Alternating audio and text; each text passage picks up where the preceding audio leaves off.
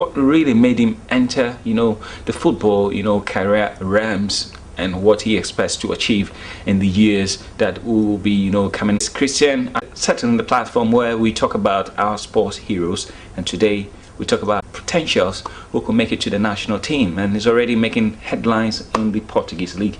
Thank you very much, Christian Atsu, for joining us on this program. Thank you. To play Feyenoord. So was it easy, for your parents to allow you to go join Feyenoord, which... Okay, my mom wanted me to go to school. Continue school. Yes, but I love football so much, so I wanted to combine school with football to play football. So, but most importantly was my talent, because I knew that by God's grace, I can achieve something from it when I was in Feyenoord. So through hard work and then. Let's talk about the role your parents played. You just talked about your mom, who wanted you to combine education and football at the same time. What about your dad? What sort of help did you get from them? Okay, my dad wanted me to play football. He wasn't much caring about the school or something. He was just pushing me to play football and then encouraging me that you have talent, you can do it, Or will come to my house and speak with my mom to help me, But my mom was quite difficult. So, but for my dad, he was really encouraging me. Now let's talk about Feyenoord. You went to Feyenoord. Yeah. How was the environment like for you? Were your expectations met when you got there? Yes, I would say yes, because I heard that Feyenoord was a big club, with good facilities that can help young players to develop their talent. So when I went there, yes, what I was expecting. I had it there, like food, accommodation, and then good coaches to direct you in football. So Feyenoord, I was really happy at Feyenoord. Who are some of your teammates at Feyenoord? Feyenoord, I played with Enes Asante, but Soja was my senior. Dominic Edia, you mean? Dominic Edia was my senior player, and how do we call him? McCarthy was my senior too. Harrison Affo. Close friends. I have a guy playing. He's still playing Feyenoord, Joseph Amwa, and then Daniel Sabote. But they are still at the camp. They were my close friends. How did they help you, to develop that talent? For my friends, we sometimes in the night we go out to sit and then we speak about our lives. We came from a difficult situation and we moved to Feyenoord, So from this, my friends were encouraging, we were encouraging each other. Now tell us about the big moments at Feyenoord. Were there some particular incident or were there some particular matches that easily come to mind even when you look back today?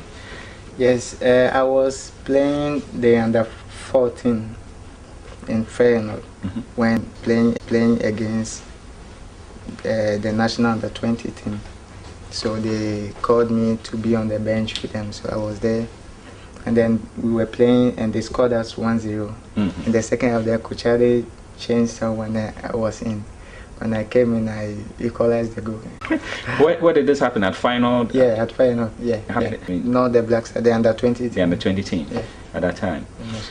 Now, for those who don't know you, what sort of player are you? A midfielder, a defender? Okay. Which of the 2 feet really works for you? I'm a left-footed player. One a blaster. Well, and also I would say I give thanks to them, for all my fans outside, for supporting me in everything that I was doing. So, when I asked you to say a few words in Portuguese, I believe everything will be okay. Exactly. God is everything. And I look forward to the day you score your first goal for the Black Stars. Okay. Christian Atsu is the name. On behalf of the crew, most definitely the hardworking Francis Nkrumah, Michael Jr., and the rest of the people who made the show a success, we say bye for now. Do watch out for Christian Atsu.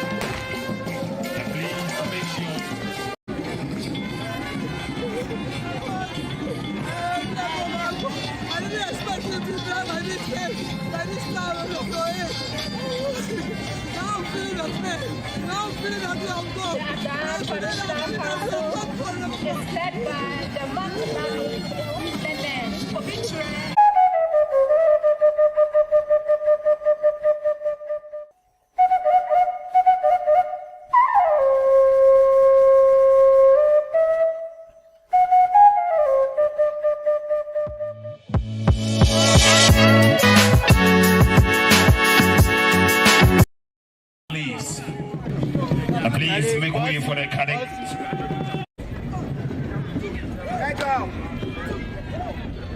And there comes the sister of the late Christian Atsu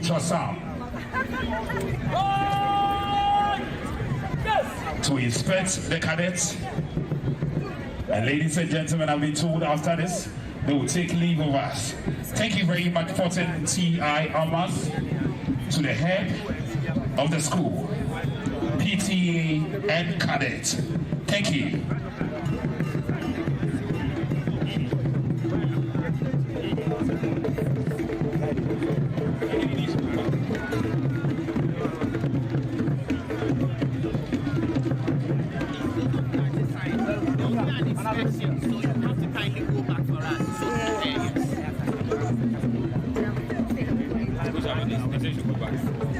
I don't know the person. This one's for who owns this one? They will be an inspection, they will pass the side, so I beg you kindly go back for us.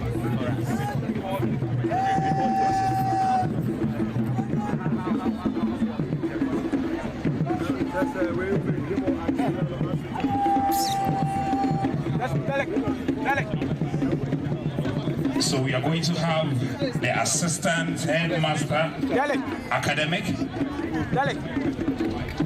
together with the beautiful sister of the late Christian Atsu Chasa do the inspection of the cadets. And ladies and gentlemen, after this, if you don't see them again, we say goodbye to the cadets and the whole team, Ported T.I. Almas. Yes, Ramosa, Ahayadi.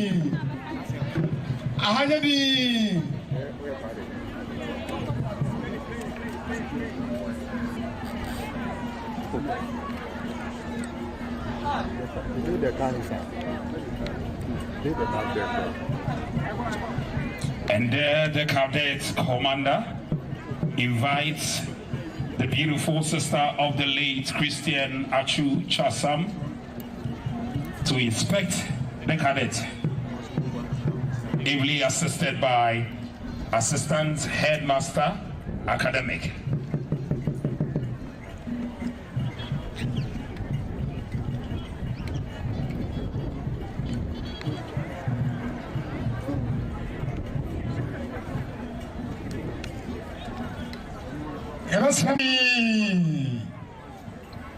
Though our brother is late, although he's out of sight, but forever in our heart. Ladies and gentlemen, please don't forget, on the 17th of March, right at the forecourt of the State House, we are going to witness the final funeral rites of our brother, the late Christian Atsu Chasa. Media Forina, very fast, Media Forina, very fast, Media Forina, yes, Ramoa.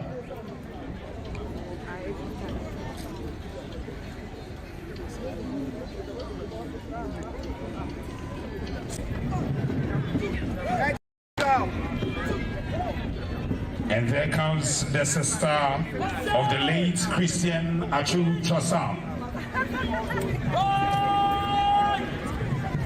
to inspect the cadets. And ladies and gentlemen, I've been told after this, they will take leave of us. Thank you very much, Fortin T.I. Almas, to the head of the school, PTA and cadet. Thank you.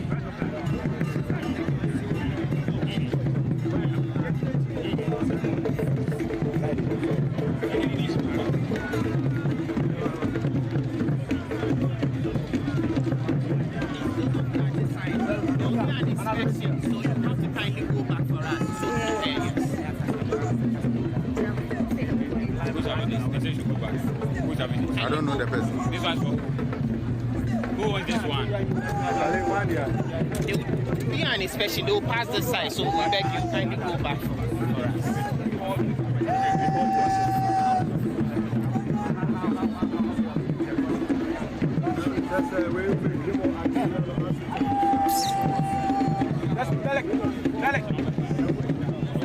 So we are going to have the assistant headmaster academic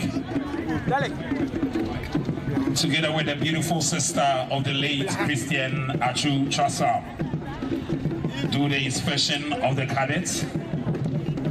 And ladies and gentlemen, after this, if you don't see them again, we say goodbye to the cadets and the whole team ported T.I. Amas. Yes, Ramosa, Ahayadi.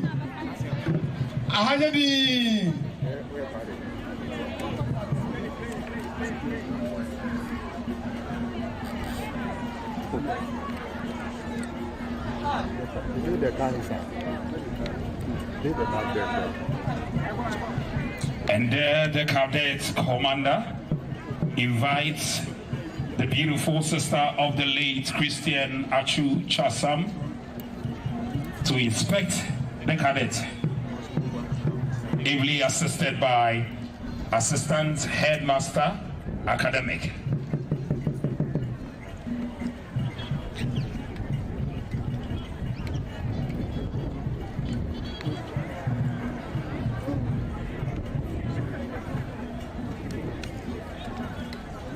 Yes, Ramosa, Ahayadi.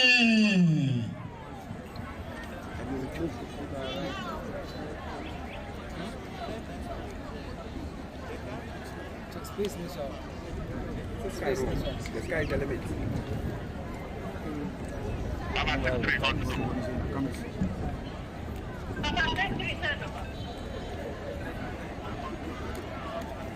Christian Atuniaba. Achupi, any assistant headmaster of T.I. Amadia Senior High, Poti Anasabre, I'm inspecting guard of honor now.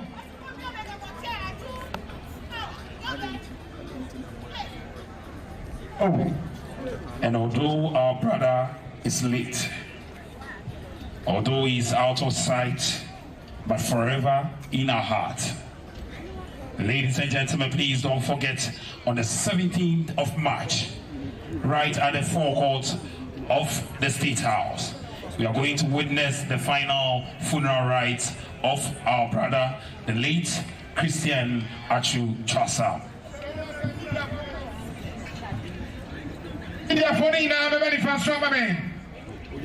Media Forina, Mobani Fasumame, Media Fona, yes, Ramoa.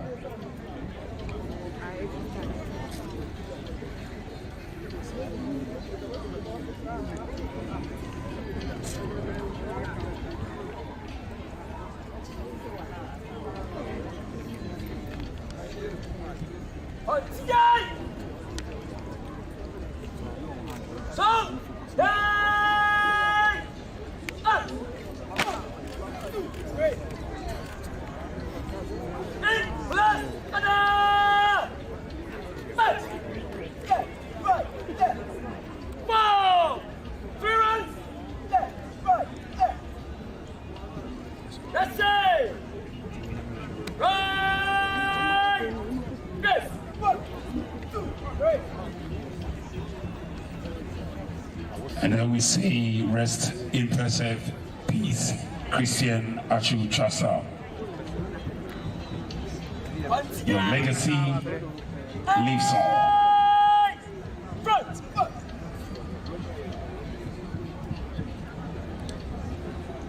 And please don't forget, 17th of March, right at the forecourt of the State House, going to witness the final funeral rites of our late brother, Christian Atsu Chasa.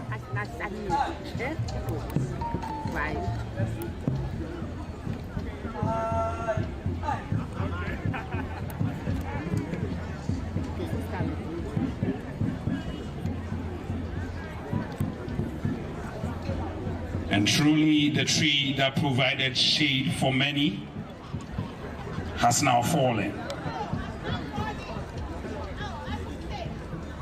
Christian Atsu Chasa.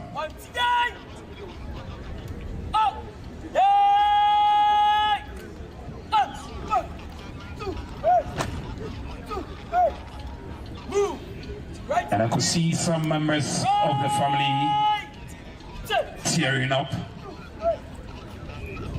some others consoling themselves. Surely it shall be well.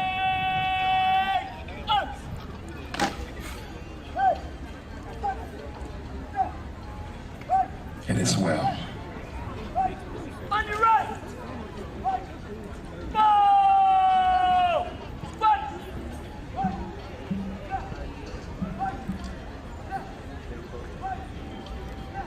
Some team players quiet.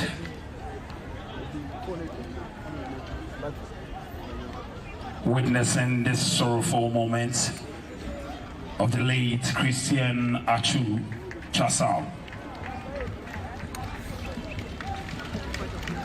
And ladies and gentlemen, a round of applause for the cadets.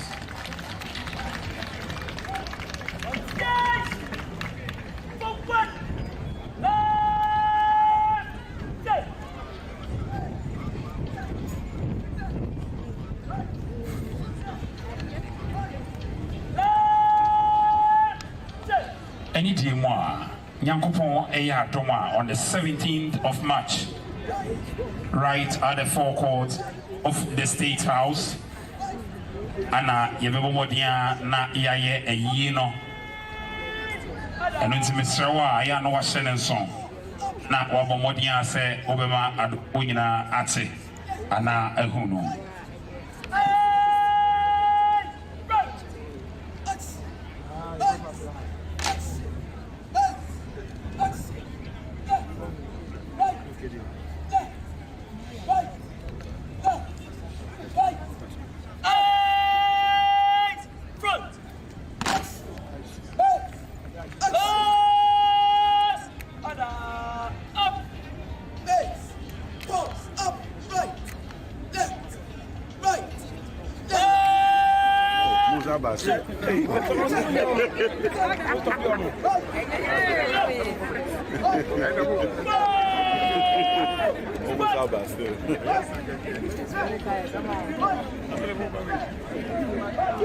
And we'll plead with the media to please move back. Thank you.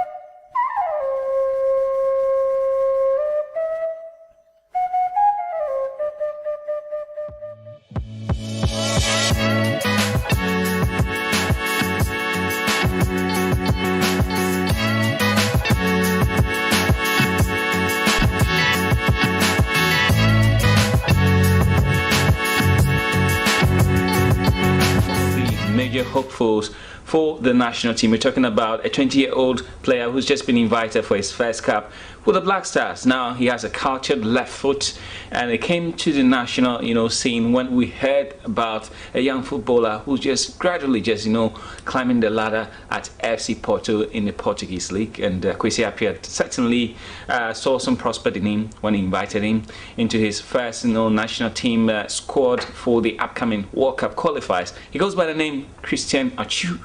You want to find out a little bit more about him.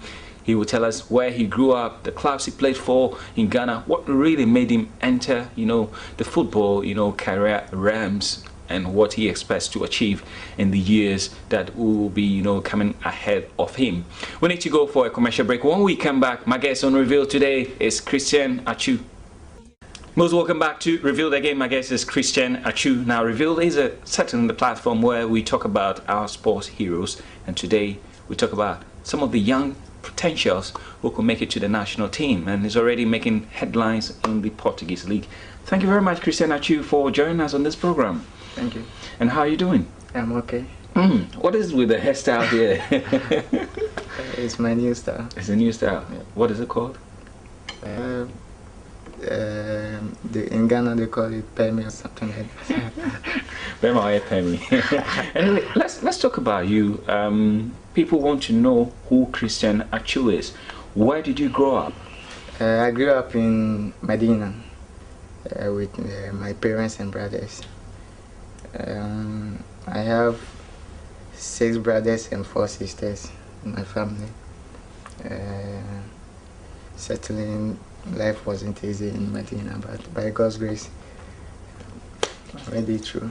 Yeah. 6 brothers? Yeah, 6 brothers. And how many sisters? 4. And where on the ladder are you? Are you the least, the last one? Yes, I'm the least. Kitchery. I'm a twin. Yeah. You're a twin. Yeah. Okay. Well, you told us about life not being easy. Tell us about how you started up with 10 siblings. Yeah. Exactly. Tell us a little bit more about your family. Okay. There are some in Koko. I have some in Adam, and I'm staying here with my brother and my twin sister. So did you have everything in place for you when you were growing up? Was it difficult, schooling and all that? Yeah, of course. I had difficulties in life. At times going to school with money was even difficult, But I give thanks to my parents for encouraging me in everything that I was doing. I even sold some things in the market, Medina market. Yeah, so I was saying it wasn't easy. It wasn't easy. Yeah. But did that upbringing help you, mature as a human being, as a person? Yes, really. It helped me mature as a person to know more about life, and it's very good if you really suffered and then you are trying to make it. It comes with by the grace of God, and it helps you to realize that you can't do it without someone. So I would say yes, it helped me to be a mature person. Exactly. So at what stage did you realize that you had a very good talent in football that could be developed? Okay, when I was young, like 7 years, I was playing street football. For me, I knew that I had a talent, but I would say, to be honest, I never thought I would reach this level, but I was hoping that by God's grace things will be okay, I was playing for Peace FC in Atachimota, Atachimota. Yeah, and Feyenoord saw me in regionals and they said, we want this guy. From there, then I realized that, okay, my talent is something else. Then I have to work hard, because if Feyenoord Academy wants me, that means it's not easy to play Feyenoord. So was it easy, for your parents to allow you to go join Feyenoord, which, specializes in purely football issues? Okay, my mom wanted me to go to school. Continue school. Yes, but I love football so much, so I wanted to combine school with football. And Feyenoord has that thing, to go to school and then to play football also. But most importantly was my talent, because I knew that by God's grace I can achieve something from it when I was in Feyenoord. So through hard work and then. Let's talk about the role your parents played. You just talked about your mom, who wanted you to combine education and football at the same time. What about your dad? What sort of help did you get from them? Okay, my dad wanted me to play football. He wasn't much caring about the school or something. He was just pushing me to play football and then encouraging me that you have talent, you can do it, all kind of things. At times my coaches will come to my house and speak with my mom to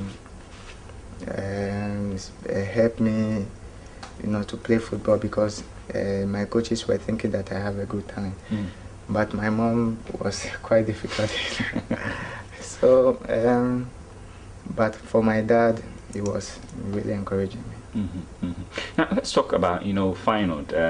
You went to Feyenoord. Yeah. How was the environment like for you? Were your expectations met when you got there? Yes, I would say yes, because I heard that Feyenoord was a big club. with good facilities that can help young players to develop their talent. So when I went there, yes, I was what I was expecting. I had it there, like food, accommodation, and then good coaches to direct you in football. So Feyenoord, I was really happy at Feyenoord. Who are some of your teammates at Feyenoord? Feyenoord, I played with Ernest Asante.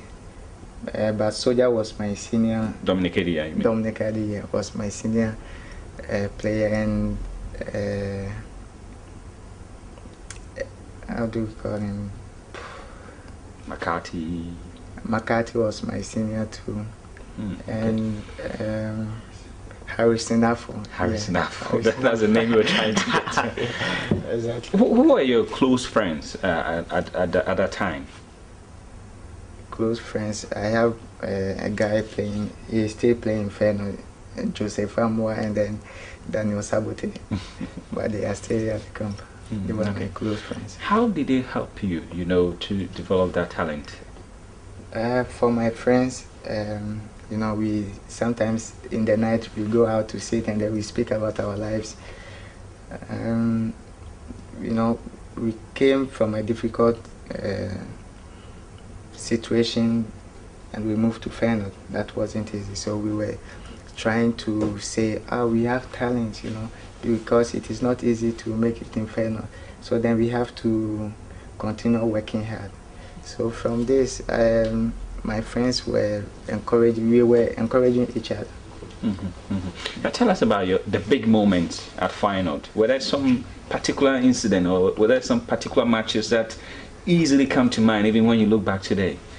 Yes, I was playing the under 14 in Feyenoord when our senior side was playing against the national under 20 team.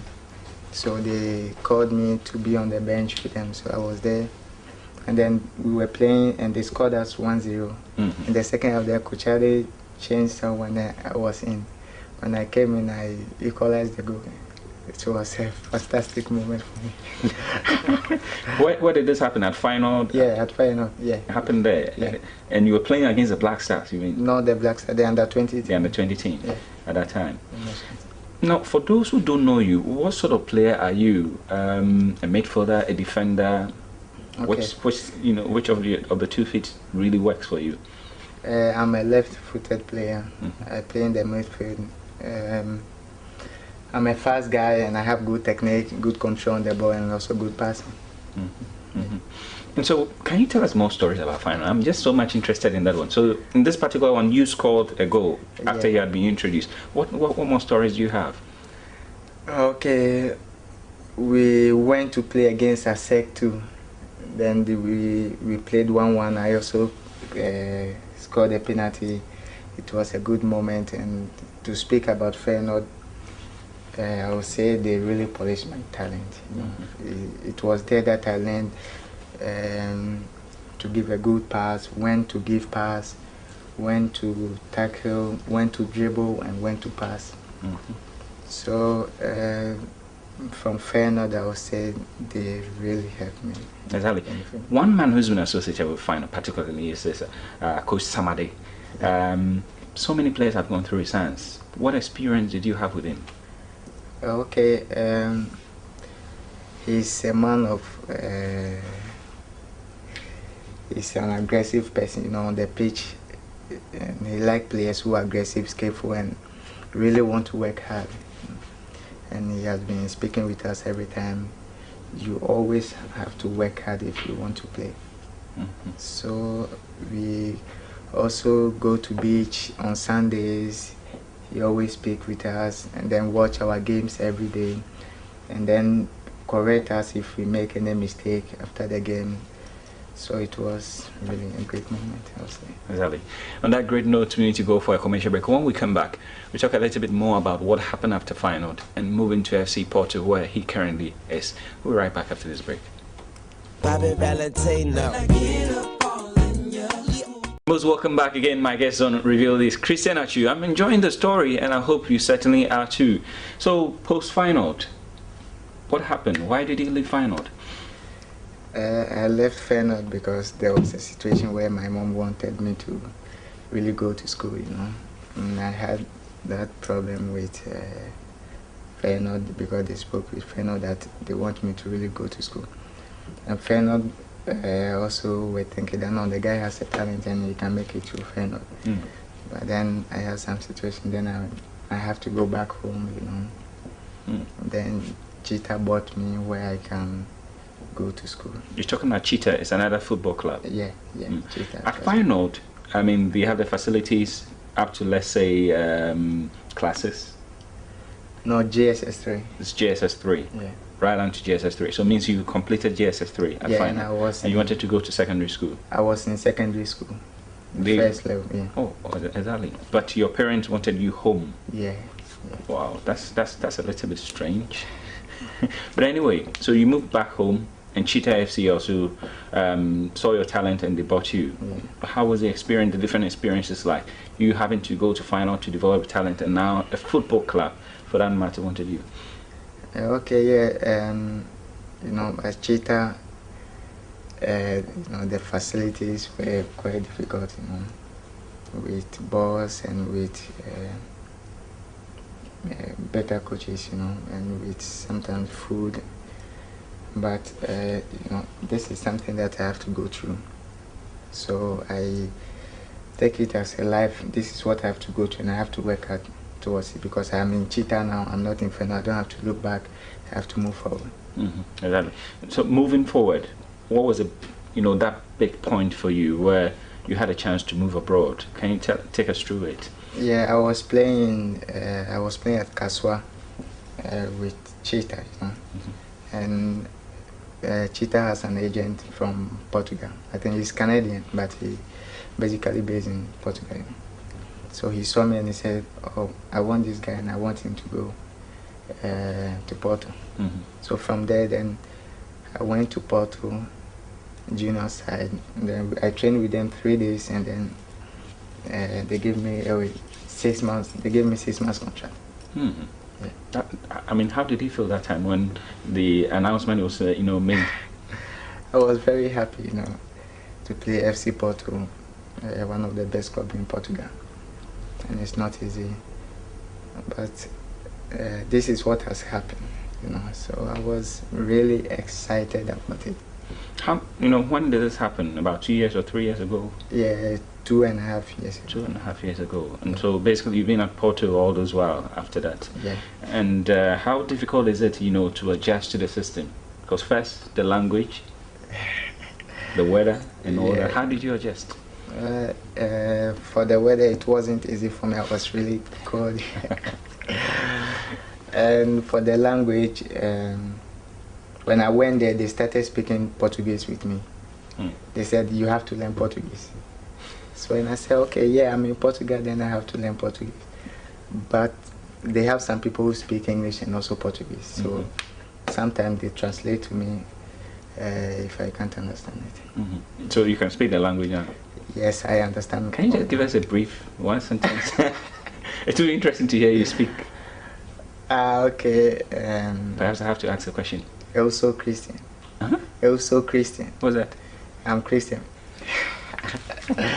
You're Christian. Yeah. Anyway, so obviously you were then at Porto. You wanted to get to the top, ranks, and the opportunity came when you trained with the first team. That is when we all got to know about a certain Christian Atsu in Portugal. How did that happen for you? I played in the junior team of FC Porto 2 years. My first season wasn't easy. I had some injuries, so we couldn't win the Portuguese league for the junior side. Then my next season, we won the league, and I was most valuable player. So they called me for their last game in the senior side, their last game against Maritimo. And I went and sat on the bench, but just itching to go, but it just didn't come. Yes. Sometimes, they keep on saying you have to be patient and wait for your time. But at other times, for young players like you, with the blood, everything just right there, hoping to go. How are you able to handle yourself? Okay, because I wanted to